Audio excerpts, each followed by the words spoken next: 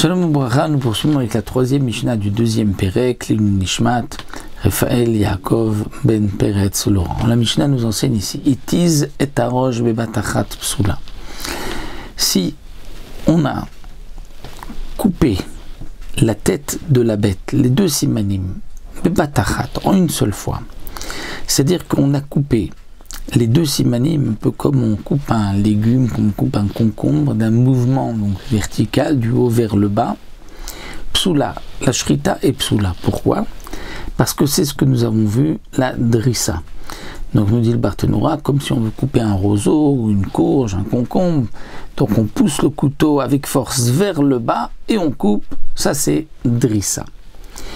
Mais il faut couper donc en faisant une holacha, une ova'a, c'est-à-dire un mouvement qui est donc horizontal vers l'avant et on revient vers nous. La Mishnah poursuit Aya shochet v'itiz et arosh bebatachat. Donc là, il faisait une shrita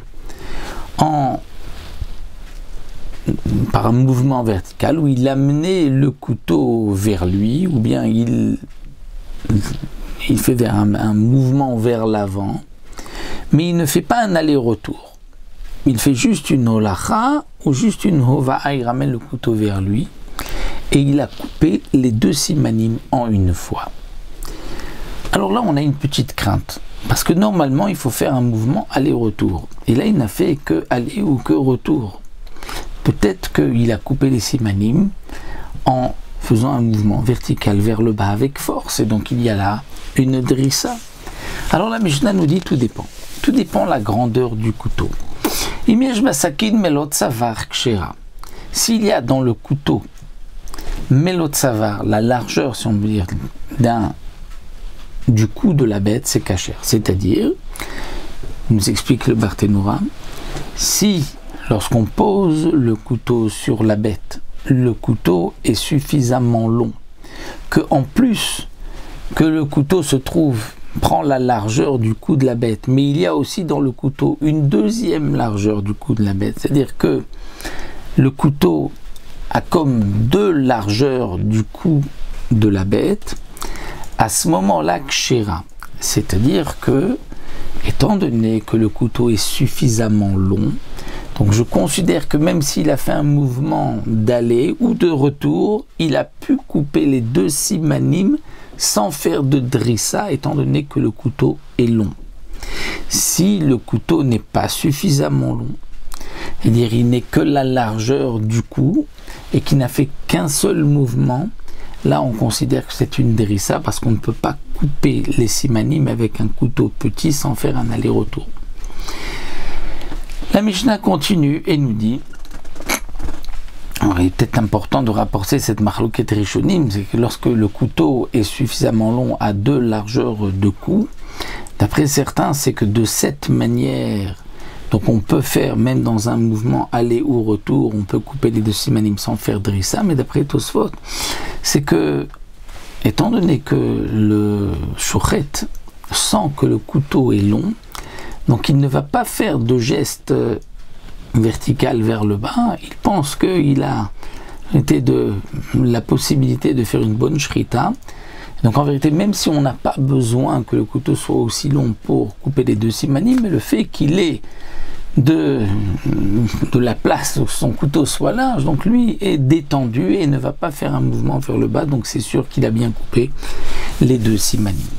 La Mishnah continue à Yashochet, Veitiz Shnerashim bebatachat. Il fait la shrita et il y avait deux bêtes l'une à côté de l'autre et il a, avec un seul mouvement, comme nous l'avons vu ici, un mouvement aller ou un seul mouvement, donc retour, et il a coupé les deux simanim, donc les deux simanim des deux bêtes, en un seul mouvement. Eh bien là aussi, là nous dit la Mishnah, c'est-à-dire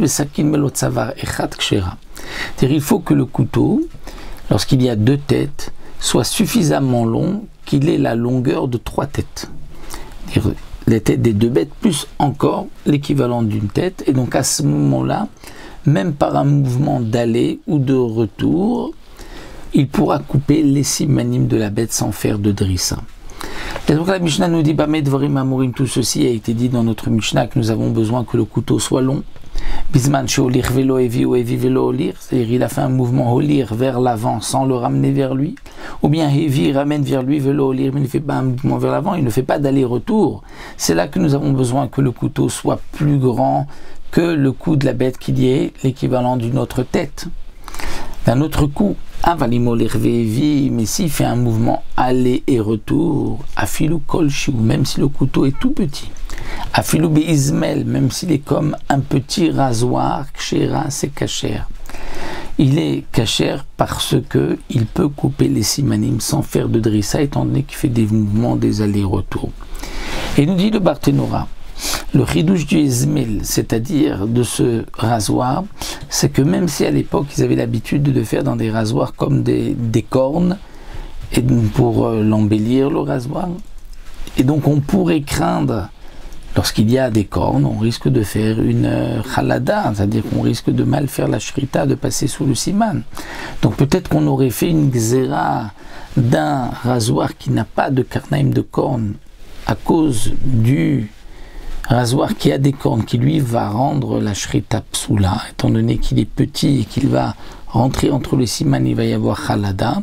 La Mishnah vient nous dire non, on ne fait pas de gzera, étant donné que ce rasoir là n'a pas de cornes, n'a pas de retour, il n'y a pas de crainte, c'est kasher. La Mishnah continue, nous dit nafla sakin veshachata, le couteau est tombé. Nafla sakin veshachata, et en tombant, le couteau a fait la shrita de la bête. Et le couteau a coupé les deux simanim, afalpi shechachata kederka psoula. Même si on a fait la shrita comme il se doit, qu'on a coupé par ce mouvement d'avant, donc d'une manière mousdal, en tombant gentiment, il a coupé, le couteau était tellement bien aiguisé qu'en tombant avec la force de la traction, puisqu'il est tombé, on va dire, d'un peu d'en haut, et que ça a coupé les deux simanim, c'est pas soul. Pourquoi chez Neymar, tu feras la shrita et tu mangeras. C'est-à-dire que ce que tu fais comme shrita, tu manges. C'est-à-dire il faut qu'il y ait une shrita par l'action de l'homme. Il faut que ce soit par le corps de l'homme. Et ça n'a pas été fait par le corps de l'homme. Et là, le Barthénora nous dit, c'est parce que le couteau est tombé tout seul. Mais si c'était moi qui avais fait tomber le couteau, même si on n'avait pas eu de kavana, d'intention de faire la shrita, mais que la shrita s'est faite, c'est kasher. Pourquoi? Parce que nous n'avons pas besoin de kavana pour la shrita. Ça, c'est uniquement pour les korbanot. Mais pour Chouli, nous n'avons pas besoin de kavana. Mais ce qu'il nous faut, c'est qu'il y ait la force de l'homme. Donc il faut que l'homme l'ait poussé. Mais si le couteau est tombé tout seul, il n'y a pas eu le koach de l'homme, dans ce cas-là, la shrita n'est pas cachée. Nafla sakin vigbia. Alors ici, la Mishnah va reprendre le psoul de Sheiya, c'est-à-dire au moment de la shrita, on s'est interrompu. Le couteau est tombé au milieu de la shrita. Il a relevé le couteau et il continue la shrita. Naflokela vigbi, au moment de la shrita, il y a un de ses habits, quelque chose qui lui est tombé, et donc il se penche pour le ramasser, il continue sa shrita. Il s'est interrompu dans la shrita. Ishrizet asakin ve'af, c'est-à-dire il a bien aiguisé son couteau avant la shrita, au point qu'il en a été fatigué, ça ve'af. Et au moment de la shrita, il sent qu'il n'a plus de force pour continuer. Et un autre est venu terminer la shrita. La Mishnah nous dit ici, il y a un psoul de Sheiya, puisqu'il y a une interruption. Quel est le shiur de Sheiya qui va rendre pasoul la shrita? Tout dépend. Imsha kede shrita psoula. Si c'est interrompu au milieu de la shrita, le temps de faire une shrita entière, c'est pasoul.